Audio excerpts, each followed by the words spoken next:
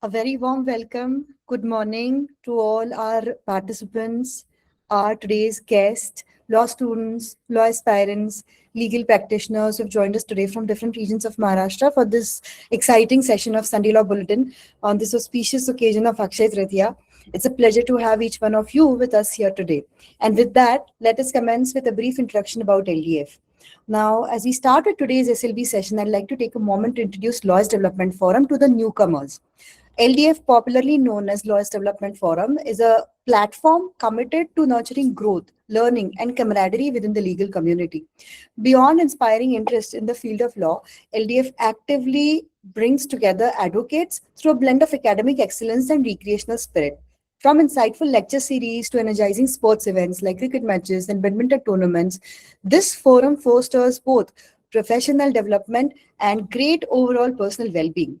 LDF also actively hosts conferences featuring esteemed judges and expert speakers, creating opportunities for meaningful interaction and guidance, along with a blend of practical learning. And of course, we have our signature initiative, our weekly Sunday Law Bulletin, where experts and specialists from different regions and different domains share their diverse knowledge, share their expertise, and break down complex topics. It also encourages deeper engagement with the law. And for this endeavor, we express our heartfelt gratitude to the pillars of LDF. For that, we are extremely grateful to Advocate Dr. Rajendra Anbule sir, Founder President LDF, Advocate Vijay Shelar sir, Secretary LDF, Advocate Abhishek Arvind Jagtap sir, President LDF Pune, for their vision and dedication that continues to still shape and strengthen this forum. With that, let us now briefly walk through the program schedule for today. It's a great honor and privilege to welcome Advocate Vaishali K. Jadhav ma'am, a versatile and a multidisciplinary legal professional with a unique blend of expertise in law and technology. She is currently a PhD scholar in law at Mumbai University and holds an LLM in international law from Pune University. And she also possesses an extensive academic background, including MBA degrees in information technology and finance and a BE in computer engineering.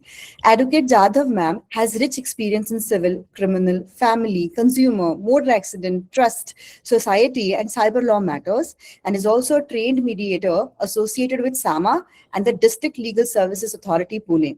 She has served as a legal advisor to Yeravda Mental Hospital and Chandanagar police stations too, contributing significantly to legal awareness and compliance. What makes her profile extremely and particularly remarkable is a 13 plus years of experience in the IT sector, having worked with leading global giants such as Tech Mahindra, AT&T, Schlumberger, and General Motors, which gives her a rare and a valuable perspective at the intersection of technology, governance, and law. She's also been recognized as the top mediator in Maharashtra in the National Lok Adalat 2022 by SAMA and NALSA and the World Bank. And she frequently serves as a guest lecturer, guest speaker, and a resource person at reputed institutions and professional forums. Today, she will be delivering an insightful session on the highly relevant topic Digital Personal Data Protection Act 2023 and DPDP Rules 2025, the emerging practice layer. We are truly delighted to have you with us, ma'am, today. Thank you so much for your valuable time. And with this, I hand over the virtual mic to you, ma'am. Ma'am, you may kindly continue.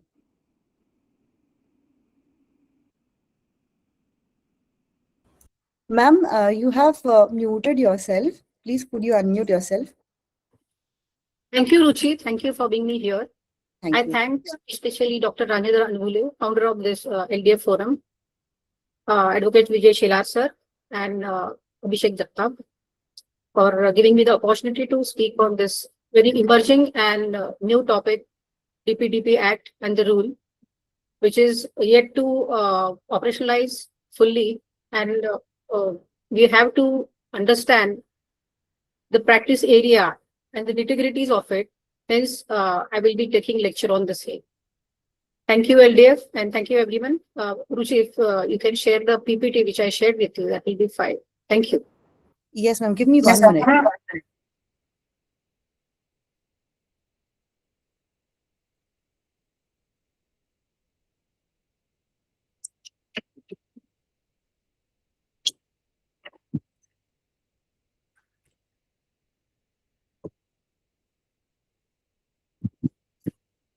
Prior to that, just I wanted to understand like how many of you know what is DPDP Act?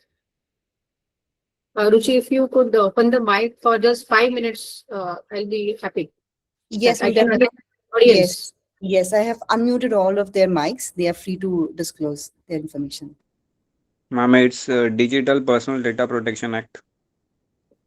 Yeah, that's a long form.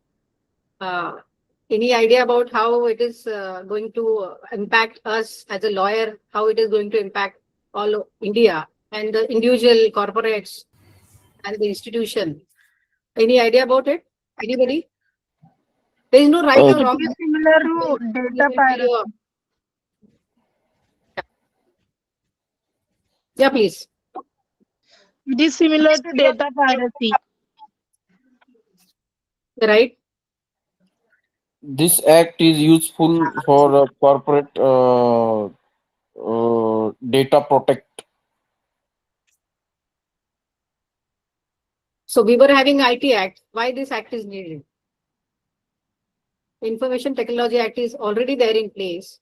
So why the government of India, central government and NETI, Ministry of Information Authority has enacted this new law? Company Any should idea? the compliance.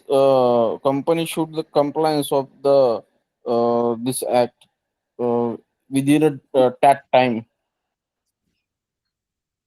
Any more answers?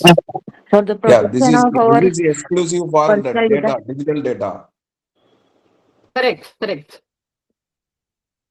Any more answers? IT Act is there, but this is exclusive for digital data. Hello. Hello. Yes, Actually, yes. ma'am, actually DPDP deals with the digital personal data and sensitive personal data. So these are the two terms. So digital personal data. Personal means it is a private data. Ab bolo. Yes. Yes, ma'am. Exactly. Yes. So if, Can I speak, yes, ma'am? yes. Protection of fiduciary data of the client is the basic purpose, I believe. Okay. Ma'am, I'll yes.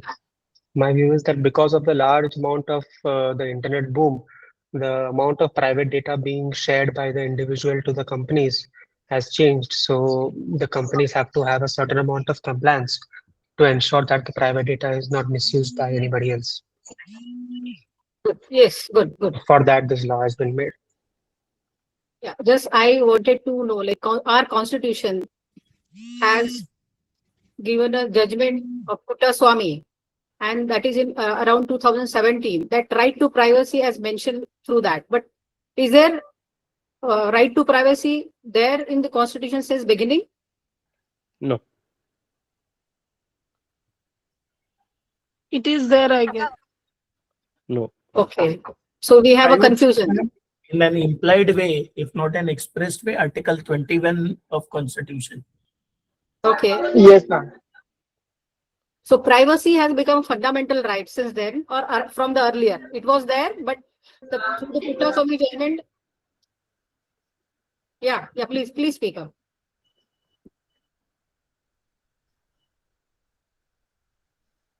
So you all are correct.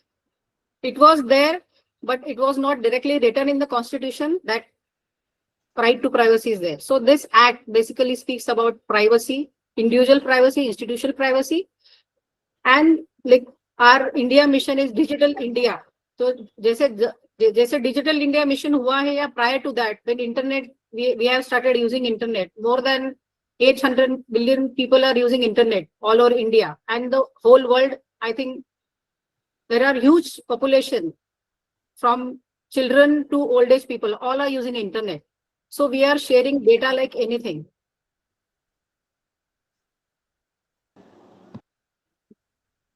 So anybody know what is personal data?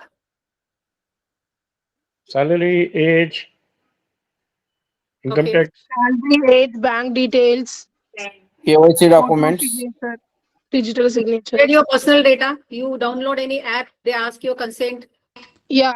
Personal data means in my name and my phone number is also a personal data. Correct. My name, my phone number, my date of birth, individual have the data means this is the personal data. So we are sharing our personal data. It is echoing, I think so. The demography detail.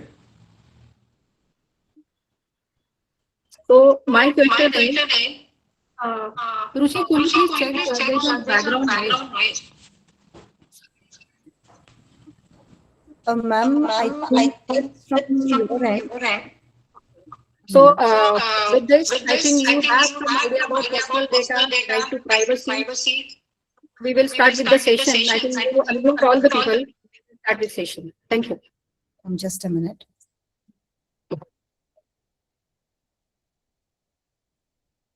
Yes, ma'am, I've muted all the participants. I'll quickly share the presentation.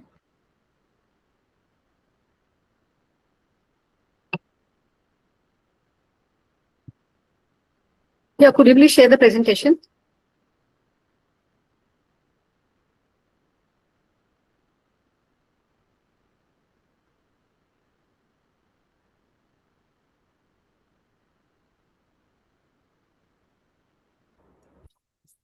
Ma'am, I hope the presentation is visible.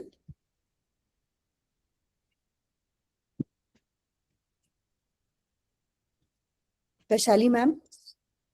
Not, I think, not clearly. Okay.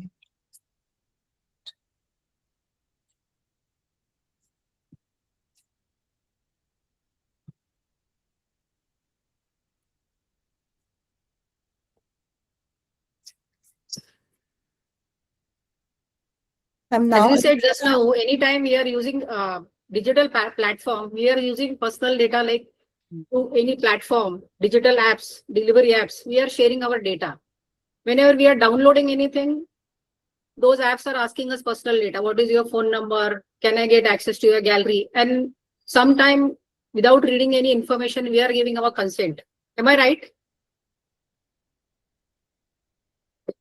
Ruchi, first slide, please.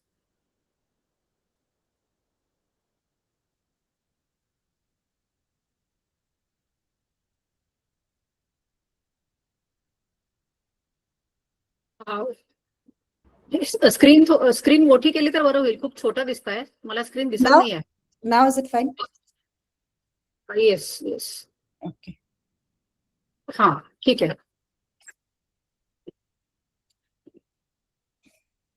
Data is a new oil अशी concept develop झाली. कारण जेव्हा oil economy सुरू झाली होती तर तेव्हा असं होतं की ऑइल मधून खूप सारे पैसे मिळत होते. आणि आज हे जे डेटा गॅदर करतायत वेगवेगळ्या माध्यमातून, जे काही प्लेयर्स आहेत, ऍपल, अमेझॉन, फेसबुक, वेगवेगळ्या माध्यमातून पब्लिकचा डेटा गॅदर करतायत. काही आपल्याला ते कळत नाहीये की आपण कुठला डेटा शेअर करतोय, तो पर्सनल आहे, प्रायव्हेट आहे, आणि डेटा आपण शेअर करतोय. फेसबुक वापरतोय, ट्विटर वापरतोय, आणि यूज आपले पर्सनल जे काही फोटोज असतील, जे काही आपली पर्सनल इन्फॉर्मेशन असेल, आपण माध्यमातून ती शेअर करत चाललोय.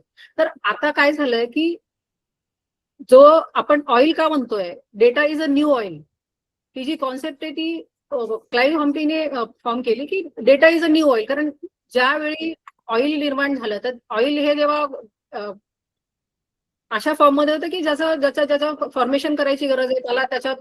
अरे, स्लाइड इज गॉन.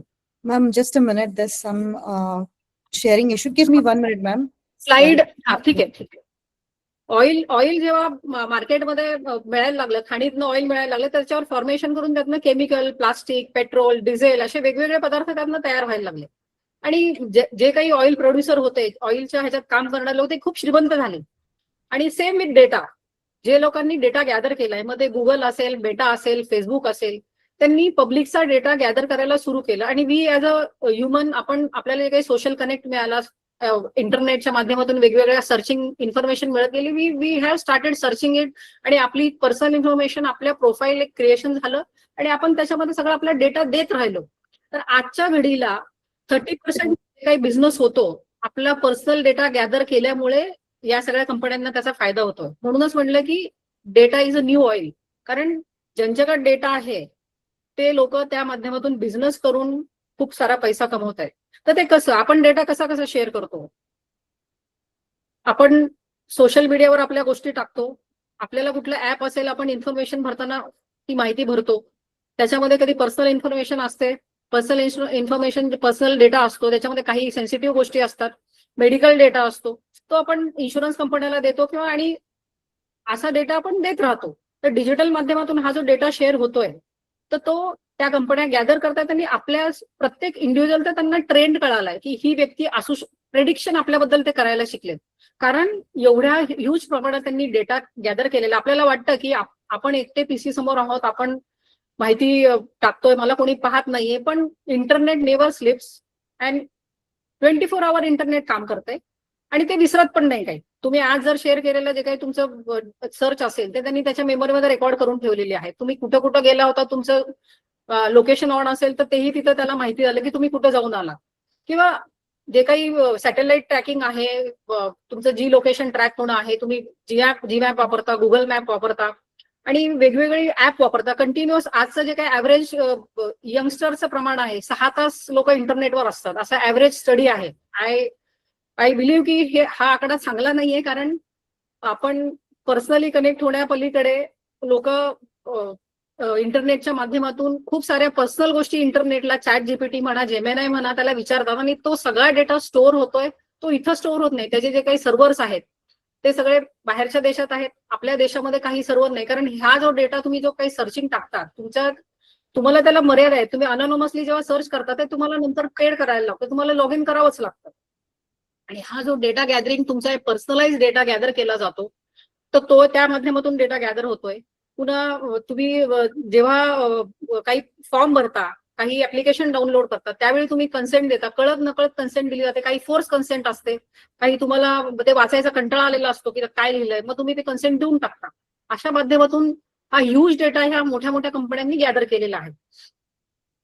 तुमच्याबद्दलचे प्रेडिक्शन त्यांना माहिती झाले. तुम्हाला काय आवडतं, तुम्हाला कुठल्या गोष्टी, कपडे कुठले आवडतात, तुम्ही नक्की काय करतायत. डेटिंग ऍपवर पण बरीच लोक जातात, हे पण तुम्हाला असं वाटतं घरच्यांना माहित नाही, पण बऱ्याच गुगल इंजिनला किंवा जे काही सर्च इंजिन आहे त्यांना माहिती असतं की तुम्ही कुठे कुठे गेलात, कोणाला सर्च करता, तुमची चॅट काय आहे. तर असे डेटा, जेव्हा डेटा गॅदर होतो तर त्याचं जसं ऑइल काढताना किंवा दुसरीकडे ट्रान्सपोर्ट करताना लीक होत असतो, सिपेज होत असतो, तसा डेटा पण लीक होतो. तो कसा लीक होतो, मग त्याच्यातनं वेगवेगळे क्राईम होतात. डिजिटल क्राईम, आता डिजिटल अरेस्ट म्हणा, किंवा तुम्ही आता पाहताय की मागच्या 2024 मध्ये डिजिटल माध्यमातून होणाऱ्या गुन्ह्यांचं प्रमाण प्रचंड वाढलेलं आहे आणि त्याचं रिझोल्युशन IT ऍक्ट मध्ये दिलेलं आहे, पण आतापर्यंत सॉल्व्ह होण्याचं प्रमाण फार कमी आहे. तुम्हाला तुमचे पैसे मिळणं, ह्याच्यामध्ये जी काही मोठी प्रोसिजर आहे, CRPC किंवा भारतीय न्याय संहितामध्ये जे काही मेन्शन केलेलं आहे की त्या प्रोसिजर मधून जाऊन तुम्हाला तुमचं रेमेडी किंवा तुम्हाला सोल्युशन मिळायला फार वेळ लागतो. आणि कधी कधी असंही होतं की तुमचे जे काही तुमच्याबरोबर घडलेला गुन्हा आहे त्याच्यामध्ये तुम्हाला सोल्युशन मिळतही नाही. तर ह्याच्यामध्ये अलर्टनेस हाच एक मोठा पर्याय आहे. आणि आता IT ऍक्ट चाच एक त्याला संलग्न म्हणता येईल किंवा त्याच्या सारखाच किंवा त्याच्यामध्ये ज्या गोष्टी कव्हर केल्या नव्हत्या तर त्या गोष्टी DPDP ऍक्ट आणि त्या रूलनी कव्हर केलेल्या आहेत. त्याला जी काही आपल्याला टाइमलाईन दिलेली आहे ती त्यांनी 18 महिन्याची टाइमलाईन दिली होती, ती नोव्हेंबर 2025 मध्ये फुल इम्प्लिमेंटेशनला, की बाबा ह्या काळामध्ये आपण पूर्ण इक्विप व्हावं नॉलेजने, कायद्याच्या हिशोबातून सगळं. आपण आपल्याला काही इन्स्टिट्यूशन आहेत, इंडिव्हिज्युअल आहेत आणि जे डेटा वापरतात, डेटा ट्रान्सफर करतात, दुसऱ्याच्या डेटावर काम करून तो प्रोसेस करतात, डिलीट करतात, त्या प्रत्येकासाठी हा DPDP ऍक्ट ऍप्लिकेबल आहे आणि याची पेनल्टी ह्यूज आहे. स्लाइड होते का work? Hello. Yes, ma'am, it is. Should it be on this slide number? Next slide. Fine. हा प्रोग्राम आहे आजचा. आता किती कव्हर होणार आहे 1 तासामध्ये मला माहिती नाही. जेवढं कव्हर होईल तेवढं आपण करूयात, बाकीचं पुढे करू. रुची नेक्स्ट स्लाइड प्लीज. पुढची स्लाइड. आता डेटा प्रायव्हसी म्हणजे काय? मी मगाशी डेटाबद्दल आपण बोललो की डेटा कुठून येतो, कसा येतो, त्याला आपण ऑइल का म्हटलंय, कारण त्याच्या माध्यमातून खूप पैसे कमवले जातात डेटाच्या माध्यमातून. नुसतं डेटाच्या माध्यमातून होतात का, किंवा नुसतं ऑइल एक्स्ट्रॅक्ट केलं म्हणून होतात का? त्याला आपल्याला प्रोसेसिंग करावं लागतं. डेटा अनालिटिक्स आहेत, त्याच्यासाठी बऱ्याच गोष्टी आहेत की त्याच्या नंतर डेटा रिफाईन करून त्याच्यातनं मला हवं ते काढता येतं. जसं की मला कस्टमरचा ट्रेंड कळाला, तो रोज स्विगीवरनं काहीतरी मागवतोय, हे ह्यावेळी मागवतोय, मग तुम्हाला तशा ऍड पॉपअप व्हायला लागतात. तर हे जे काय आहे AI म्हणा किंवा डेटा अनालिटिक्स आहे, ते हे सर्व डेटा कधीतरी गॅदर केलाय आणि तो लिगसी डेटा त्यांनी साठवलाय आणि त्या डेटाच्या माध्यमातून तुम्ही जेव्हा जेव्हा लॉग इन करता तुम्हाला त्या गोष्टी पॉपअप होतात. म्हणजे how smartly they are working. आपण डेटा शेअर करताना स्टडीचाही विचार केलेला नाहीये. कुठली पर्सनल इन्फॉर्मेशन शेअर करताना कुठल्या ऍपवर करतो, तर त्या ऍपचं सर्व्हर कुठे आहे, ते त्या डेटाचा कसा मिसयूज करतात किंवा युज करतात आणि त्याच्यातून तुमचा काय लॉस किंवा तुम्हाला पुढे जाऊन पर्सनल तुमची इन्फॉर्मेशन लीक झाल्यानंतर तुम्ही काय कॉन्सिक्वेन्स भोगणार आहात ह्याची कुणालाही काहीही कल्पना नाहीये. आणि त्यासाठी हा ऍक्ट प्रत्येकाला ऍप्लिकेबल आहे, इंडिव्हिज्युअल असू दे, इन्स्टिट्यूशन असू दे, आणि त्याची नॉलेज घेऊन त्याच्यामध्ये इम्प्लिमेंटेशन करणं. डेटा फिड्युशरी मी पुढे पुढे त्या कॉन्सेप्ट घेईलच, पण आता पहिलं डेटा प्रायव्हसी काय आहे हे समजून घेऊन मग पुढे जाऊया. तर डेटा प्रायव्हसी म्हणजे काय, की त्याच्यामध्ये इन्फॉर्मेशन प्रायव्हसी म्हणजे मी डेटा म्हटलं आणि इन्फॉर्मेशन म्हटलं. डेटा म्हणजे जो रॉ फॉर्म मधला पेट्रोल काढलंय मी, एक्स्ट्रॅक्शन केलंय खाणीतून, ते माझं डेटा आहे. मग त्याच्यावर मला जेव्हा मी त्याच्यावर प्रोसेस करेल तेव्हा ती माझी इन्फॉर्मेशन होईल युजेबल फॉर्म मध्ये, जेणेकरून मला ती इन्फॉर्मेशन माझ्या बिझनेसमध्ये, माझ्या जे काही मी सर्व्हिसेस देते आहे त्याच्यामध्ये मला ती वापरता येईल, तेव्हा ती इन्फॉर्मेशन होते. तर ते हे या पद्धतीने काम करून कंपन्यांनी डेटा विकला जातो, आपल्याला आपली कन्सेंट घेतली जात नाही आणि ती कन्सेंट घेणं आवश्यक असतं. डीपीडीपी तेच सांगते की जेव्हा एखाद्या प्रिन्सिपलचा डेटा शेअर होतो त्याची कन्सेंट घेणं आवश्यक आहे. त्यांनी ती कन्सेंट तेवढ्यापुरती दिली असते. पुढे जाऊन जर समजा त्यांनी कन्सेंट दिलेली नाहीये तर त्यांनी परत कन्सेंट घेतली पाहिजे. पण हे सगळे मुद्दे याच्यात कव्हर केले पाहिजे की डेटा कलेक्शन पासून तर तो डिलीट करेपर्यंत जो कोणी डेटा गॅदर करतोय, म्हणजे हे ज्या कंपनीज आहेत इंडिव्हिज्युअल, आता समजा आपण वकील आहोत, वकील म्हणून आपण कस्टमरचा डेटा गॅदर करत असतो. बऱ्याच वेळा असं होतं की लोकांना वेळ नाही, व्हॉट्सअप ईमेलच्या माध्यमातून तुम्हाला देतात. प्रत्येक वेळी आपल्याकडे हार्ड कॉपीज असते असं नाहीये, आपण सॉफ्ट कॉपीच्या माध्यमातून पण डेटा गॅदर करतो. पण जेव्हा त्याचा स्कोप काय आहे, सॉफ्टवेअर डिजिटल माध्यमातून जो डेटा शेअर होतो तो, जेव्हा तुमच्याकडे हार्ड कॉपी असते तो विषय येत नाही. पण हाऊ लॉंग तुम्ही, म्हणजे इथून पुढे किती दिवस तुम्ही असं असणार आहे की मी फक्त हार्ड कॉपीज घेतो, मी डिजिटल माध्यमातून डेटा घेत नाही. आज ना उद्या तुम्हाला ते घ्यावं लागणार आहे, तर तुम्ही कस्टमर लूज करणार आहे. मग त्यावेळी तुम्हाला being a advocate, being a data fiduciary, तुम्हाला ह्याचं नॉलेज असणं. उद्या जर तुम्हाला कोणीतरी नोटीस आले किंवा तू माझा डेटा लीक केलाय आणि तुला ही 250 कोटीची पेनल्टी लागली, तुम्ही देणार कुठून? Because you are a data fiduciary. Data फिड्युशरीला हे सगळं माहिती असणं गरजेचं आहे की मी ह्या डेटाचं काय केलं, मी कुठं लीक झाला, माझ्याकडून चुकून झाला, दमून झाला. पण आपल्याला बऱ्याच वेळा सवय असते, कुणीतरी पर्सनल डेटा शेअर केला त्याचा स्क्रीनशॉट काढायचा आणि कुठेतरी पाठवून द्यायचा. बरेच लोक करतात असं. म्हणजे इंडियामध्ये तर अशी सिस्टम आहे की कॉपी करणं किंवा डेटा ह्याचा त्याला पाठवणं, पोस्टमनचं काम करणं, ह्याच्यामध्ये काहीच चूक वाटत नाही. म्हणजे हे त्यांना वाटतं हे एकदम नॉर्मल आहे. पण ऍक्च्युली डेटा प्रायव्हसी ऍक्ट सांगतो की हे नॉर्मल नाहीये. तुम्ही एखाद्याचा पर्सनल डेटा त्याच्या इन्फॉर्मेशन शिवाय, त्याच्या कन्सेंट शिवाय शेअर करता, हे त्याचं व्हायोलेशन आहे. तर त्याच्यासाठी त्यांनी पेनल्टी दिलेली आहे. किंवा एखादा माणूस खोटी इन्फॉर्मेशन देऊन कंप्लेंट करतोय, म्हणजे मी समजा डेटा प्रिन्सिपल आहे, मी इन्शुरन्स कंपनीला खोटी माहिती दिली की असं असं माझं आहे, मला काही बीपी शुगर काही नाहीये, पण ऍक्च्युली मला आहे, आणि मी खोटी इन्फॉर्मेशन दिली आणि उद्या जाऊन ते लक्षात आलं, तर मी पण डेटा खोटाच दिलाय ना. म्हणजे मलाही 10,000चा दंड आहे. आणि हे दंड कोण गोळा करणार आहे? दंड गोळा करणारे सेंट्रल गव्हर्नमेंट. ते सगळे पैसे त्यांच्याकडे जाणार आहे. मी जरी विक्टीम असले उद्या तरी मला 1 रुपया मिळणार नाहीये. पुढे जाल का तुम्ही प्लीज? Next slide. आता मला हे म्हणायचं की हे जी प्रायव्हसी कॉन्सेप्ट आपल्याकडे आली, प्रायव्हसी कॉन्सेप्ट आपल्याकडं भारतामध्ये कॉन्स्टिट्यूशनच्या माध्यमातून आली किंवा GDPR, जो कोणी युरोपियन कंट्रीजचा GDPR पहिला झाला, त्याच्यावरून आपण आपला ऍक्ट, डीपीडीपी ऍक्ट, जे काही आपल्याला इंटरनॅशनली कंप्लाय करायला पाहिजे, आपल्याला पण बाहेरची कामं मिळाली पाहिजेत, किंवा आपण जेव्हा आपल्याकडे आपला स्वतःचा ऍक्ट पाहिजे म्हणून हा ऍक्ट आणला. पण ह्याची जी पार्श्वभूमी आहे तर ही पुट्टास्वामीपासूनच नाहीये, किंवा युरोपियन कंट्रीकडे प्रायव्हसी ऍक्ट झाला म्हणून आपल्याकडे आलेला नाही. आपल्याकडे खूप जुनी लिगसी आहे. म्हणजे मी म्हणेल की महाभारत काळ, काही लोक म्हणजे महाभारताचा जो काळ जर कन्सिडर केला, अराउंड 5000 इयर अगो, तर तेव्हाही आपल्याकडे प्रायव्हसी हा कॉन्सेप्ट होता. फक्त तो लॉच्या फॉर्म मध्ये नव्हता, रूल म्हणता येईल त्याला. की त्यावेळी असं होतं की जेव्हा द्रौपदीला अर्जुनाने जिंकून आणलं, त्यावेळी असं झालं की तो दारात उभा होता आणि त्याच्या आईला म्हणाला की आई मी काय आणलंय बघ. आणि ऍज युजल ती आई होती, ती सगळे 5 भावंडांना सारखं वाटून घ्या असं म्हणायची. ती तेव्हाही तसं बोलली, तर तिच्या तोंडातून शब्द गेला होता. तर तिने द्रौपदीच्या बाबतीतही तोच रूल ऍप्लिकेबल झाला. तर अशा वेळी जेव्हा ती 5 पांडवांची पत्नी आहे, तर तिथेही काहीतरी रूल केला पाहिजे. प्रायव्हसीचा रूल नाही केला तर मग ते कसं चालणार? मग त्यावेळी असा रूल होता की ज्यावेळी समजा 5 पांडवांना शेअर म्हणजे एखादं वर्ष जर द्रौपदीने एका पांडवाबरोबर आयुष्य घालवत असेल तर बाकी 4 पांडवांनी तिच्या पर्सनल आयुष्यामध्ये प्रायव्हसीमध्ये डोकवायचं नाही, इंटरफेअर करायचं नाही, तिला डिस्टर्ब करायचं नाही, त्या दोघांच्याकडे कुठूनही फिरकायचं नाही. आणि जो डेटा जो ते व्हायोलेट करेल त्याला त्यावेळी पनिशमेंट होती. पनिशमेंट म्हणजे काय की बाबा तुला वनवास लागेल किंवा तुला बाकी काही ना काही तुला अशा माध्यमातून त्याला शिक्षा होती काही ना काही. म्हणजे तेव्हाही प्रायव्हसीचं व्हायोलेशन करणाऱ्याला शिक्षा होती. पुन्हा जेव्हा चाणक्याचा काळ आला तेव्हाही आपल्याकडं म्हणजे आपल्याला भारतीयांना प्रायव्हसीची लिगसी आहे फक्त ती लॉच्या फॉर्म मध्ये नव्हती. आणि चाणक्याच्या काळातही जे काही राजा आणि मंत्र्यांमध्ये खलबतं चालायची ती खूप प्रायव्हेट चालायची, ती बाहेर जायची नाहीत. आणि ते प्रायव्हसी व्हायोलेट करणाऱ्याला तेव्हाही पनिशमेंट होती. आणि त्यामुळे आपल्या भारतामध्ये जे काही प्रायव्हसीची लिगसी आहे खूप पूर्वीपासून आहे. GDPR आपल्या आधी म्हणजे DPDPच्या आधी आला आणि इम्प्लिमेंट झाला म्हणून काही आपण त्यांचं कॉपी केलेलं नाहीये किंवा आपण त्यांच्या मागे नाही आहोत. आपल्या भारतामध्ये प्रायव्हसीची लिगसी आहे. राईट टू प्रायव्हसी राईट म्हणून जरी नव्हता तरी तो रूल म्हणा या माध्यमातून इम्प्लिमेंट होत होता आणि त्यातून कुठे ना कुठे रेस्ट्रिक्शन येत होते आणि त्यामुळे माणसांना स्वतःला प्रायव्हसी मिळत होती.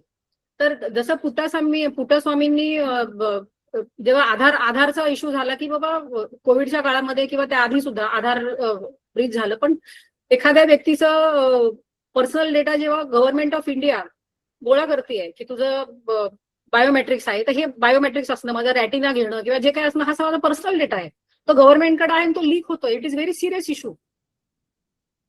तर त्यावेळी मला राईट टू प्रायव्हसी असली पाहिजे हा मेन मुद्दा आहे.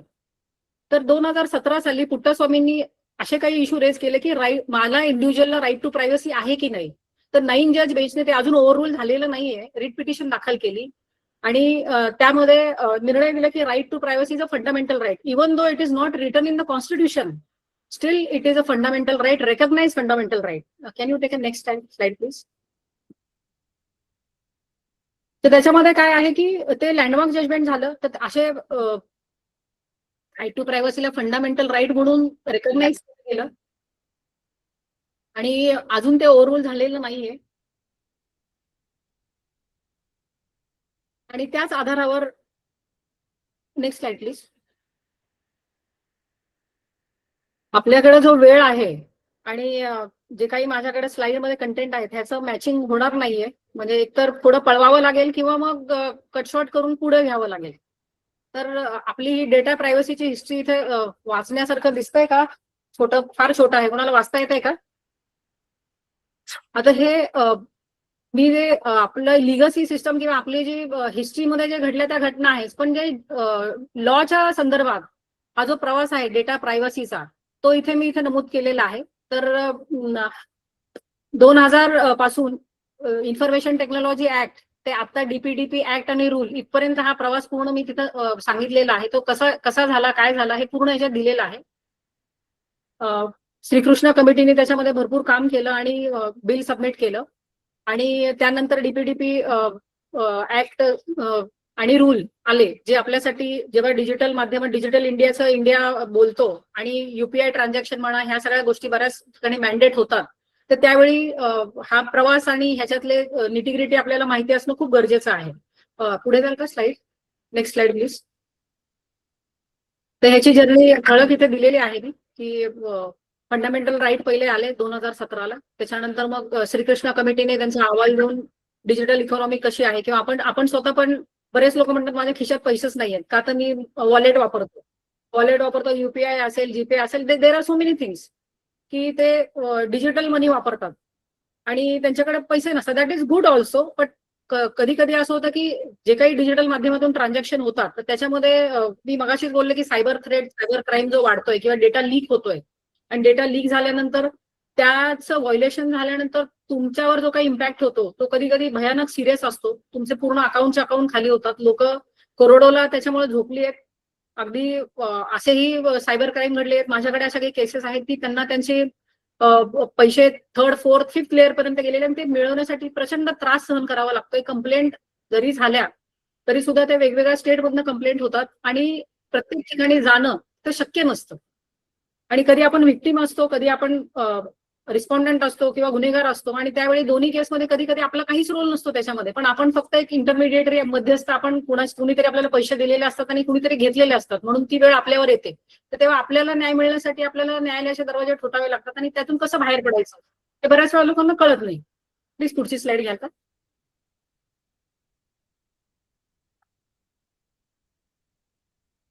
तर हे जे काही डीपीडीपी आणि जीडीपीआर युरोपियन कंट्रीजसाठी आहे, मगाशी मी बोलले, आणि युरोपियन कंट्री आपल्या आधीच तो ऍक्ट जो आहे त्यांच्याकडे खूप स्टेबल झालेला आहे, पण त्यांच्यामध्ये काही थोडेसे आपल्या कंपॅरिझन मध्ये हे आहेत, थोडे बदल आहेत. आपण आपल्या डिजिटल इकॉनॉमीच्या दृष्टीने त्यांनी त्याच्यावर लिगसी डेटाही कन्सिडर केला. आपण फक्त डिजिटल डेटा विषयीच आपलं डीपीडीपी बोलतोय. जीडीपीआर लिगसी डेटा किंवा जो काही पेपरच्या माध्यमातून डेटा आहे त्याच्याविषयी बोलत आहे.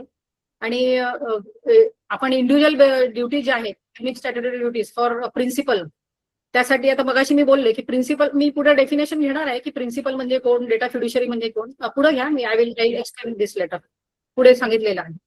तर लॉफुल कन्सेंट म्हणजे काय, जी काही आपली कॉन्ट्रॅक्ट ऍक्ट मध्ये मेन्शन आहे लॉफुल कन्सेंट, की एखाद्याने माझा डेटा शेअर करताना माझ्याकडून कन्सेंट घेतली का, तर घेतली ती कशी घेतली, की मला विचारलं की मी, म्हणजे कन्सेंटचं जो काही आपल्या कॉन्ट्रॅक्ट ऍक्ट मध्ये मेन्शन आहे, ती जर तशा पद्धतीने लॉफुल कन्सेंट असेल तरच ती कन्सेंट मानली जाईल. ती फ्री आहे का, माझ्यावर प्रेशर आणलं नाही ना, किंवा उगाच काहीतरी मला खोटं सांगून किंवा आलंबेगे सांगून माझ्याकडनं ती कन्सेंट त्यांनी मिळवली नाही ना, तर ह्या सगळ्या कन्सेंटमध्ये जेव्हा ती कन्सेंट बसेल आणि मग तुमचा डेटा शेअर होईल, तर तिला तुम्ही कन्सेंट मानलं जाईल किंवा फ्री कन्सेंट मानलं जाईल आणि ती कन्सेंट व्हॅलिड धरली जाईल. आता जेव्हा डिजिटल माध्यमातून डेटा शेअर करतो, की मी सांगितलं की माझा डेटा माझा पर्सनल डेटा मी बँक खातं उघडण्यासाठी दिलेला आहे, मग बँकेने तो जो डेटा उचलायचा आणि थर्ड पार्टीला विकायचा, आणि थर्ड पार्टी मला कॉल करणार आणि म्हणणार की मॅडम तुम्हाला घर घ्यायचंय का, तर that is a violation of my consent, that is a violation of my right. माझं लिमिट काय होतं की मी फक्त बँकेचं खातं उघडण्यासाठी दिलं, बँकेने काय केलं, तो डेटा विकला, म्हणजे बँकेला इथं मी पार्टी करणार, बँकेने त्याचं व्हायोलेशन केलं. तर किंवा इन्शुरन्स कंपनी असेल, मी ज्याला डेटा देते तो कुणाला तरी विकतोय, आणि हे घडतंय, सर्रास घडतंय. तुम्हाला कुठूनही कॉल येतात, त्यांना विचारलं तुम्हाला कुठे दिला माझा नंबर, तर ते सांगत नाहीत, आणि आपल्याला कळतं की कुठेतरी हा डेटा माझा लीक झालाय. आणि मग तुम्हाला जेव्हा माहिती होतं की ह्या व्यक्तीने, ज्यालाच मी फक्त माझी ही इन्फॉर्मेशन दिली होती, तिच्याकडनं लीक झाली, तर तुम्ही तिच्यावर तक्रार दाखल करू शकता.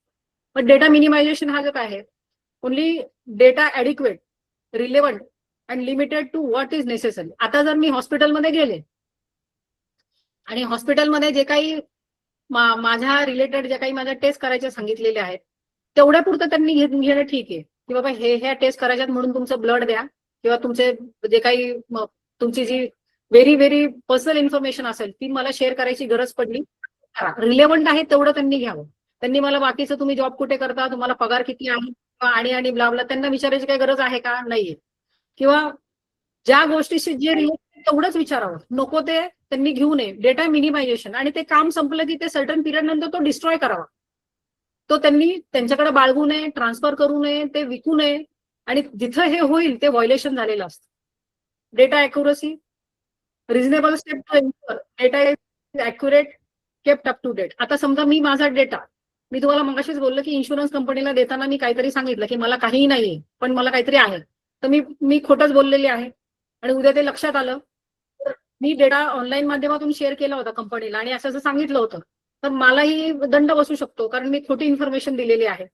आणि कंपनीने जे काही त्यांचं व्हायोलेशन करतील त्यांना त्यांचा दंड बसणारच आहे, आणि जे कोणी व्हायोलेशन करेल त्याचा पैसा ना मला मिळणार आहे ना इन्शुरन्स कंपनीला, सगळं गव्हर्नमेंट ऑफ इंडियाच्या अकाउंटमध्ये जमा होणार आहे. म्हणजे ह्या ऍक्टमुळे गव्हर्नमेंट ऑफ इंडिया खूप श्रीमंत होणार आहे ऍप्लिकेबल झाल्यानंतर. स्टोरेज लिमिटेशन, मी सांगितलं की त्यांनी किती काळ स्टोअर करावा त्याची गाईडलाईन आहे. काम झाल्यानंतर त्यांनी डेटा किती रिटेन करावा, तो डिलीट केल्यानंतर जो डेटा प्रिन्सिपल आहे त्याला माहिती द्यावी, हे सगळं ह्या ऍक्टमध्ये नमूद आहे. अकाउंटेबिलिटी ठेवावी की बाबा ह्या व्यक्तीचा हा डेटा होता. डेटा फिड्युशरी जे आहेत त्यांनी हे सगळं करणं गरजेचं असतं. Next slide please. ब्लर झालंय सगळं. Ruchi, slide is not clear.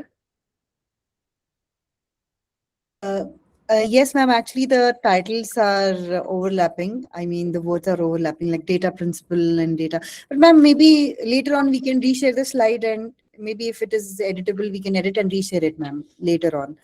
Or you can explain according to your notes, ma'am. म्हणजे तुमच्या लक्षात येत असेल की डीपीडीपी इंट्रोड्यूस होण्याचं कारण काय आहे की आपण डेटा ब्रीच होतोय किंवा ग्लोबली आपल्याला अलाइन व्हायचंय, आपल्याला इकॉनॉमिकली पण ग्रो व्हायचंय. या सगळ्या गोष्टीतून डीपीडीपी ऍक्टचा जन्म झालेला आहे. आणि आपण आधीच तयार होतोय. आपण त्याचं नॉलेज आत्ताच का घेतोय की जेव्हा फुल फ्लेज इम्प्लिमेंटेशन होईल आपल्याला तेव्हा विक्टिम किंवा रिस्पॉन्डंट किंवा आरोपी व्हायचं नाहीये. आपल्याला माहिती पाहिजे की माझ्याकडनं काय डेटाचं व्हायोलेशन होतंय का. आणि जर चुकून झालं तर तुम्हाला दंड चुकणार नाहीये, तुम्हाला तो दंड भरावा लागणार आहे. मग तुम्हाला नॉलेज नाहीये, मला ट्रेनिंग कोणी दिले नाही, हा एक्सक्यूज चालणार नाहीये. कारण फेज वाईज इम्प्लिमेंटेशन चालू आहे. ऍक्ट 2023 ला चाला, 25 ला त्याचे रूल आहेत. त्याची फर्स्ट फेज नोव्हेंबर मध्ये 25 मध्ये इम्प्लिमेंट झाली. 2 फेजेस शिल्लक राहिल्यात, त्या पुढच्या वर्षभरात इम्प्लिमेंट होणार आणि फुल फेज हा ऍक्ट फॉर्म मध्ये येणार. मग जे स्टेक होल्डर आहेत, आणि आपण सगळे स्टेक होल्डर आहोत डेटामध्ये, आपण सगळेच काम करतो डिजिटल डेटामध्ये, तर त्यावेळी आपण सगळे त्याचे स्टेक होल्डर असल्यामुळे आपल्याला ह्याचं नॉलेज घेऊन त्याच्यामध्ये एकतर आपण आपल्या स्वतःची प्रॅक्टिसही करू शकतो किंवा चुकून आपल्याला आपण स्वतः विक्टिम झालो तर आपल्याला कुठेतरी रेमेडी शोधत फिरावं लागणार आहे. किंवा ह्या सगळ्या गोष्टीसाठी आपण हे बेसिक नॉलेज घेतोय. फुल पूर्ण ऍक्ट किंवा रूल एका तासात समजावणं खूप टफ आहे, खूप बारकावे आहेत. त्याच्यामुळे जेवढं शक्य आहे तेवढं मी 1 तासात घेणार आहे. त्याचे बेनिफिट आपल्याला नक्कीच मिळणार आहे की सगळं हे झालंय तुमची. It's not clear actually. मी माझ्याकडची ओपन करू का? Yes, ma'am, it isn't. Yes, it would be great. I'll just stop the sharing portion. तर ते दिसतच नाहीये. Yes, true that. Ma'am, you can kindly share the presentation from your end, ma'am. हा, I will try.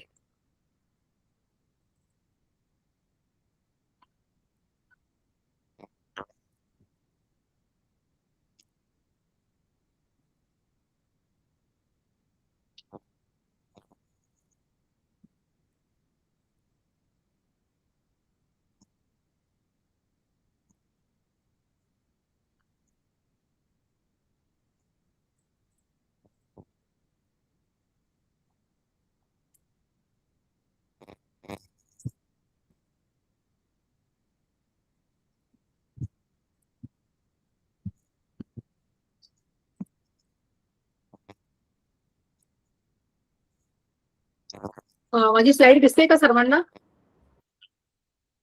No, ma'am. Still loading. Yes, right now, yes. Completely visible?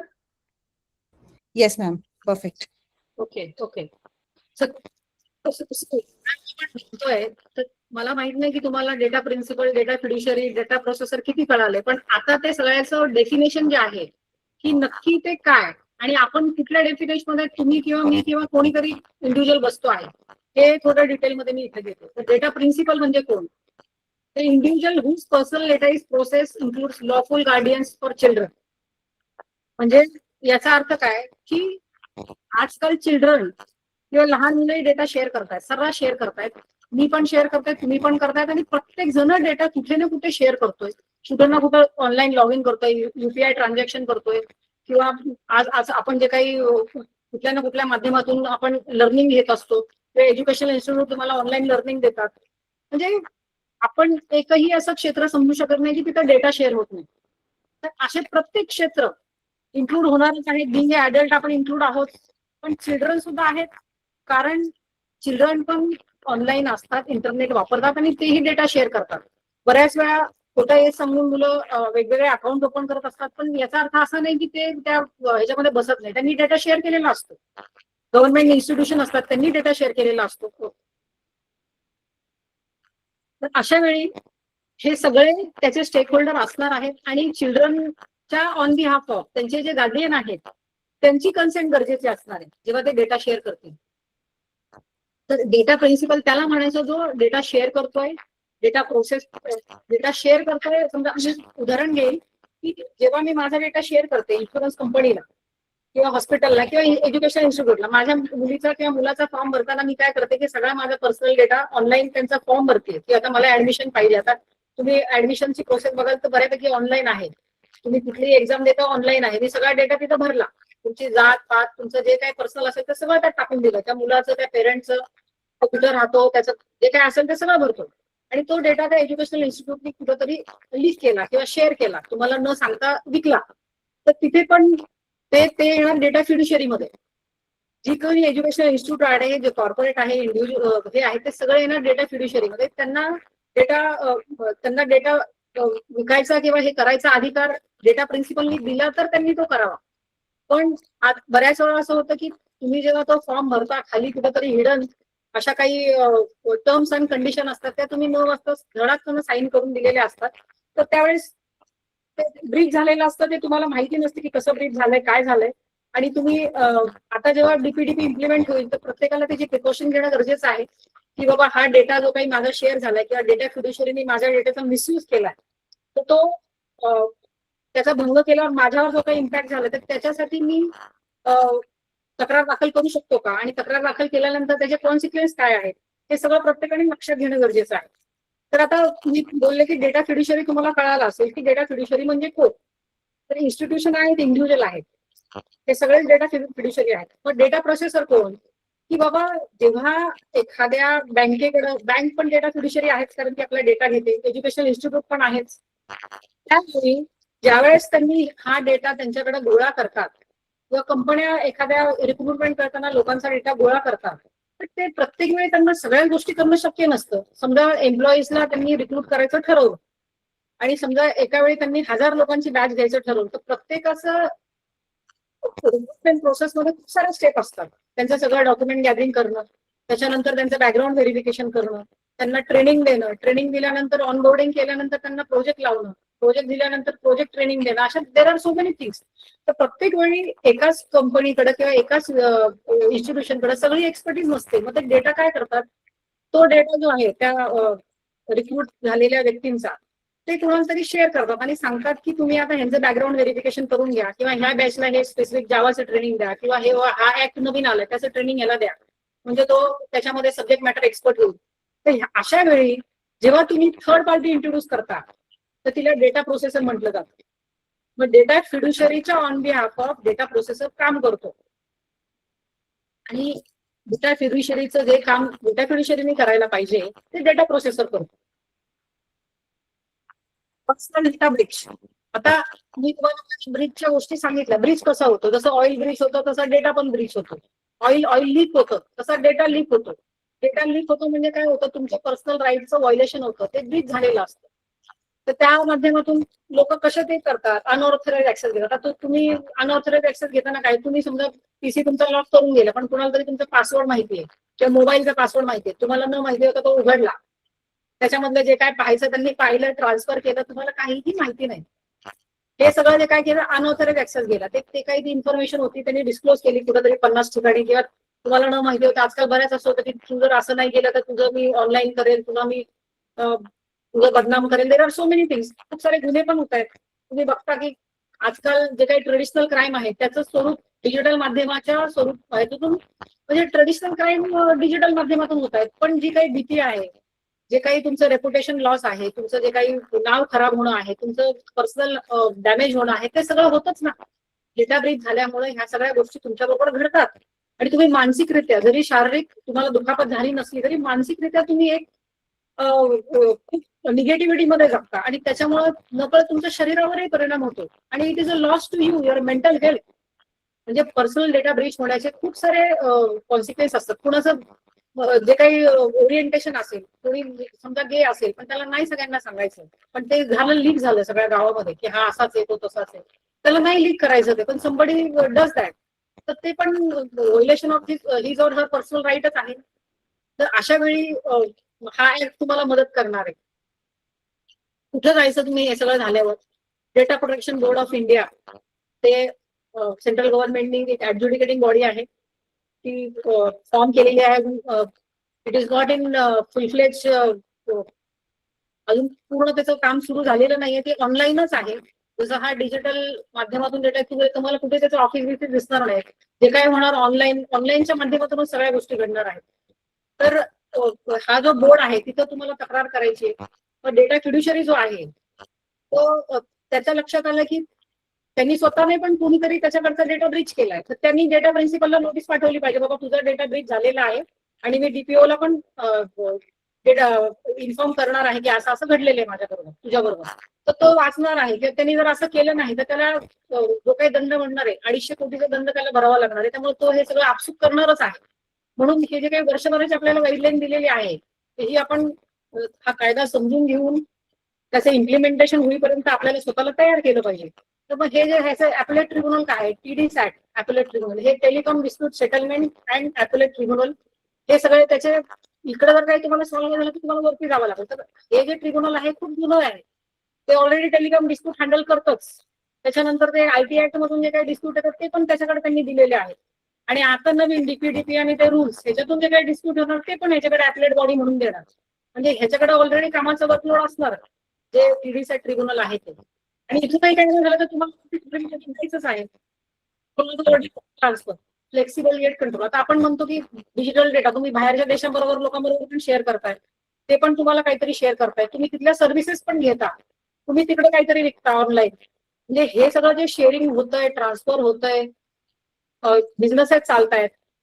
म्हणजे फक्त IT businesses नाही पण बरेच आणि ही बिझनेसेस बाहेरच्या देशांसोबत तुम्ही करत असता, क्रॉस बॉर्डर हे सगळं होत असतं. म्हणूनच मी बोलले की आपण DPDP आणण्याचं कारण हे पण आहे की आपल्याला बाहेरच्या देशातनं बिझनेस येतोय किंवा आपण पाठवतोय.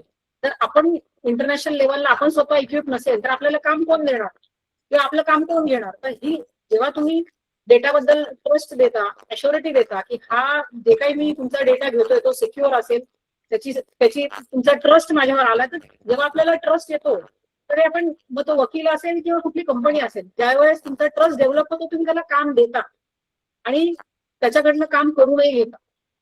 Please next slide please.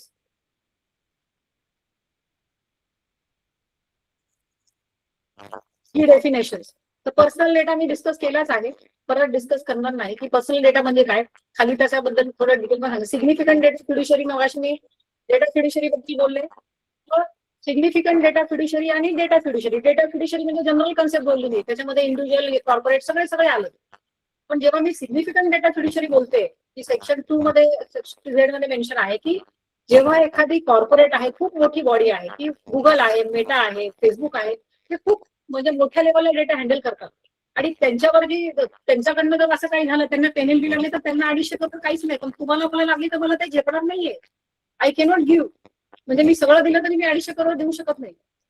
Same with you. पण अजून तरी ह्या कायद्यामध्ये असे सेपरेट केलेलं नाहीये की सिग्निफिकंट डेटा फिड्युशरी आणि फिड्युशरी. कायदा इव्हॉल्व्ह होतोय, आज ना उद्या ते टार्गेट करून आपण तिथे आपल्याला काहीतरी रेझोल्युशन मिळणार आहे. पण आजच्या घडीला सिग्निफिकंट डेटा फिड्युशरी आणि डेटा फिड्युशरी ह्याच्यामध्ये सेग्रिगेशन नाही. पेनल्टी लावताना सगळ्यांना एकसारखी लावलेली आहे. तर हे सिग्निफिकंट डेटा फिड्युशरी आजच्या घडीला जे मोठे मोठे कॉर्पोरेट आहेत, इन्स्टिट्यूशन आहेत, त्यांना इथं गृहीत धरलेलं आहे. आणि त्यांच्याबरोबर जो काही व्हॉल्यूम ऑफ डेटा ते शेअर करतायत, व्हॉल्यूम ऑफ डेटा बिझनेससाठी वापरतायत, मग त्याची सेन्सिटिव्हिटी, त्याच्या मागची सिक्युरिटी, रिस्क, हे सगळे फॅक्टर हँडल करून त्यांनी DPDPचा कम्प्लायन्स केला पाहिजे, हे त्यांच्याकडनं अपेक्षित आहे. आता मी तुम्हाला मगाशी बोललो डिजिटल ऑफिस. आपल्या इथं ऑफिस वगैरे काही नसणार आहे, हे सगळं ऑनलाईन आहे. डिजिटल ऑफिस तुम्हाला कुठेतरी दुकान टाकले किंवा कुठेतरी बिल्डिंग घेतली तिथं तुम्ही लेखी तक्रार द्यायची असली भानगड नाही. जे काय घडणार ते ऑनलाईन घडणार. मग तिथं तुम्हाला ODR ला स्कोप येणार आहे. वकील म्हणून हे लक्षात घ्या, ODR ऑनलाईन डिस्प्यूट रिझोल्युशन, तो जो एरिया आहे तो तुमच्यासाठी तयार होणार आहे की त्याच्यामध्ये तुम्हाला तिथं काम असणार आहे. किंवा मगाशी मी DPO बोलले, DPOचा कोर्स तुम्ही करू शकता, शिकू शकता. DPOचं काम काय असतं किंवा कॉन्ट्रॅक्ट कसे बनवतात, ह्या सगळ्या गोष्टी हळूहळू इथे आपल्याला कुठे ना कुठे काम कळणार की आपला माझा रोल काय. आपण हे कन्सेंट मॅनेजर, डेटा फिड्युशरी किंवा हे सगळं समजून घेतल्यानंतर माझी फिटमेंट कुठे आहे. ऍक्ट इम्प्लिमेंट झाल्यानंतर त्याच्यातनं काही ना काही व्हायोलेशन होणार आहे, गुन्हे होणार आहेत. मग ते लोक जे येतील ते वकिलाकडेच येणार. मग वकिलाला तर माहिती पाहिजे ते काम कसं करायचं. मग तुम्ही चांगला क्लायंट आलेला घालून बसणार तर तुम्हाला हे माहिती पाहिजे. तर डिजिटल ऑफिस, मी बोलले की डिजिटल ऑफिस असं काही नाहीये. TDSATचं ऑफिस काहीतरी दिल्लीमध्ये आहे, पण बाकी कुठलंही असं ऑफिस नाही. ते जे काही होणार ऑनलाईन होणार. आणि कन्सेंट मॅनेजर सांगते. कन्सेंट मॅनेजर काय, की registered entity enabling data principal to manage their consent. आता डेटा प्रिन्सिपल कोण आहे? मगाशी मी सांगितलं डेटा प्रिन्सिपल प्रत्येक जण आहे जो डेटा शेअर करतो. मग तो इंडिव्हिज्युअल असतो, कॉर्पोरेट असतो, कुणी असतो. प्रिन्सिपल ज्याचा तो पर्सनल डेटा असतो तो बऱ्याच वेळा असं होतं की त्याला वेळ नाहीये किंवा त्याच्याकडे खूप डेटा आहे. मग तो एखादा कन्सेंट मॅनेजर अपॉइंट करतो. मग तो कधी कधी असंही होतं की ते इंडिव्हिज्युअल असू शकतं, कॉर्पोरेट असू शकतं, किंवा ते कन्सेंट मॅनेजर जे आहे ते कधी कधी ते ऑटोमेटेड सॉफ्टवेअरही बनवून अजून त्याच्याबद्दल वाच्यता नाही. पण जे काही माझ्या रिसर्चने मी केलेलं आहे की कन्सेंट मॅनेजर हा एखादं ऑटोमेटेड सॉफ्टवेअरही बनवू शकतं की जेव्हा बल्क डेटा आहे, ह्यूज डेटा आहे, एका माणसाला ते कन्सेंट देत बसणं म्हणजे it is not a one day to day job. It is going to take lot of time. मग कन्सेंट मॅनेजर असं ऑटोमेटेड करता येईल का? मग त्याच्यामध्ये काही सेट ऑफ रूल्स टाकता येतील का? मग ते सेट ऑफ रूल्स, त्याचा वर्कफ्लो कसा असेल, त्याचं चार्टिंग कसं असेल की हे झाल्यानंतर ते झाल्यानंतर ते, अशा पद्धतीने ते बनणार आहे. Because data is this DPDP act is evolving. Further 2-3 वर्षामध्ये त्याच्यामध्ये काही ना काही सजेशन चेंजेस येणार आहेत जे आपल्याला फायदेशीर असणार आहे. तर डीम कन्सेंट, मगाशी मी कन्सेंट बोलले की कॉन्ट्रॅक्ट ऍक्ट मध्ये जी कन्सेंट आहे तीच इथे ऍप्लिकेबल आहे. मग डीम कन्सेंट का? Consent in public interest, employment, medical emergency context. म्हणजे असं होतं की एखाद्या माणसाचा ऍक्सिडेंट झाला आणि त्याला दवाखान्यात ऍडमिट केली. आता त्याची कन्सेंट तो देणार का? तो मरणार आहे, मरण्याच्या आधी कुणीतरी डीम कन्सेंट गृहीत धरली पाहिजे, नाही तर तो मरेल. मग अशा ठिकाणी डीम कन्सेंट दिली जाते. किंवा पब्लिक इंटरेस्ट मध्ये काही गोष्टी आहेत, झाडं तोडतायत खटाखटा लोक, किंवा जे काही पब्लिक इंटरेस्टच्या दृष्टीने जे काही महत्वाचं आहे त्या ठिकाणी डीम कन्सेंट गृहीत धरली जाते. अशा काही एक्सेप्शन आहेत ते पण आपण पुढे घेणार आहोत की डीम कन्सेंट कुठे वापरायची आणि कुठे नाही. तुझी I don't know what is the time limit. Please check. तसं असेल तर आपण पुढे कंटिन्यू करू शकतो. Actually, the time is up. To be honest, we can continue 5-7 minutes more until 12. And if there's a considerable portion remaining, maybe we can have a part 2 for the same act. I mean, if you may kindly permit. I do not have any issue. So I think the 7 minutes are left. You Yes. told me the 12 time limit, but the data and the content is huge. So I don't think so it is covered in this 7-8 minutes. तर जेवढं Yeah. काही होतंय तेवढं मी बघते. All right. आपल्याला right to information आणि DPDP act किंवा right RTI आणि डीपीडीपीचं कसं म्हणजे ओव्हरलॅपिंग आहे की एकीकडं आरटीआय काय सांगतो की मला इन्फॉर्मेशन दिली पाहिजे, मग ती कुठली पण असेल, आणि डीपीडीपी काय सांगतो की इन्फॉर्मेशनची प्रायव्हसी मेंटेन केली पाहिजे. आणि यावेळी ह्याच्यामध्ये दोघांमध्ये ओव्हरलॅपिंग किंवा जे काही जो काही प्रॉब्लेम होता तर तो त्याच्यात रीट दाखल केल्या गेल्या पत्रकारांनी आणि काही आरटीआय ऍक्टिव्हिस्टनी की बाबा हे तुम्ही एकीकडे म्हणता की मला डेटा द्या. आता गव्हर्नमेंटकडे करप्शन असतं. आपण तिथे जाऊन सांगतो की आता मनरेगा स्कीम आहे, मनरेगा स्कीम मध्ये करप्शन झाले, मला तो सगळा डेटा द्या. आणि ते म्हणतात नाही, तो लोकांचा पर्सनल डेटा आहे, मी डेटा फिड्युशरी म्हणून शेअर नाही करू शकत, मी शेअर केलं तर मला दंड बसेल. म्हणजे जर तिथं करप्शन झालेलं आहे आणि आपल्याला तो डेटा पाहायचा आहे तर तिथे ते डेटा आपल्याला मिळणार नाहीये. आणि मग इकडे डीपीडीपी काय सांगतो की पर्सनल डेटा फिड्युशरी शेअर केला त्याला दंड बसेल. म्हणजे असे खूप सारे कॉन्ट्राडिक्शन आहेत तर जे कायद्याने काही अमेंडमेंट आणून ते चेंजेस होत आहेत. जे काही आरटीआय ऍक्ट आहे किंवा डेटा प्रायव्हसी रिलेटेड ऍक्ट आहे तर त्याच्यामध्ये इन्फॉर्मेशन टेक्नॉलॉजी ऍक्ट याच्यामध्ये चेंजेस करून ऍक्ट आता ऑपरेशनलाइज होणार आहे पुढच्या 12 महिन्यामध्ये. तर आपण ते अजून डिटेलमध्ये पुढच्या सेशनमध्ये कव्हर करू, कारण मला आयोजकांनी जे काही टाइम लिमिट दिलेलं आहे 12 पर्यंतच आहे. क्वेश्चन आन्सर आणि जे काही फर्दर आपलं राहिलेलं आहे ते पुढच्या वेळी आपण डेफिनेटली कव्हर करू. तुमचे काही डाऊट असतील ते तुम्ही शेअर करा आतापर्यंतच्या झालेल्या भागावर. पुढचा भाग आपण पुढच्या संडेला किंवा जेव्हा ऑर्गनायझरनी परमिशन देईल तेव्हा आपण कव्हर करूया. धन्यवाद एलडीएफ, धन्यवाद रुची आणि पूर्ण एलडीएफ टीमचे धन्यवाद. Yes, I'm definitely. Thank you so much for your valuable time. And I bid adieu to all the participants right now because the time is up, but we will definitely continue again with this topic, given the fact that it has a lot of details in it and it would invoke another session's timing. So we would definitely look forward to another session from ma'am. We'll organize it and let the participants know. In the meantime, if anybody of you have questions, we still have 4-5 minutes left. You can simply ask. I'll unmute the participants. Please let me know if anybody else has questions regarding today's part which ma'am has covered.